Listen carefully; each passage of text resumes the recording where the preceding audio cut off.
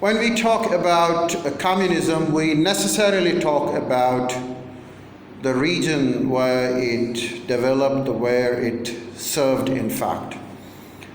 Well, right now, the center of our discussion, the center of our concentration is, of course, Europe. And as I told you about Karl Marx, who emerged from Germany, started his ideology on Marxism. In fact, such a caption to his theory was given quite later in the coming years. Not at that time anyone said that he was talking about Marxism. And Karl Marx, in fact, moved from Germany to Britain. And this is where he got more of the acceptance. And he, being the man of letters, putting it all in the journals, putting it all in the articles. In fact, he had a larger audience, and he was very appealing as well in the conduct of his theory. And he paved down the foundation for communism, socialism, or whatever we call it. Well, if we talk about Europe, well, there wasn't really the great success for communism in any of the European countries in those days.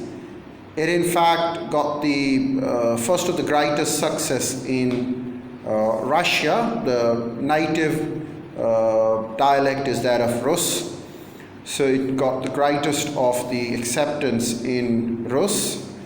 Russia, in fact, is a name given to the region by the European dialects, in fact. What actually happens? Well, as I have developed a habit of going off topic, so talking about Russia, let me explain some of the things which are attached to Rus and Russia. Rus, of course, is the native dialect of the country that we're just going to talk about. But the English dialect is that of the Russia. In fact, it is the Roman style dialect. Even if we talk about the Greeks, what actually happens when they get the names, get the words from the other nations, they don't accept the words as they are in the other nations, as they are in the other languages, as they are in the other cultures.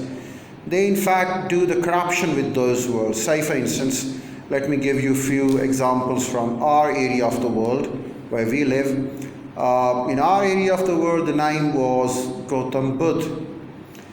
But see, the Westerners didn't call him Gautam Buddha. They wrote about him in their books as Gautama Buddha. Then there was Chandragupta Moor, and they called it Chandragupta Maurya.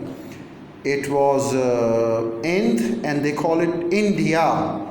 It was Ashok, and they call it Ashoka. So there is a habit of corrupting the names. The same goes to Rus as well. Rus is the original dialect, the original world. That's what the area was known for. And it was there for centuries and centuries. And when the Westerners talked about it, they didn't call it Rus. What they should have done, they called it Russia. So I call it the corruption of the language.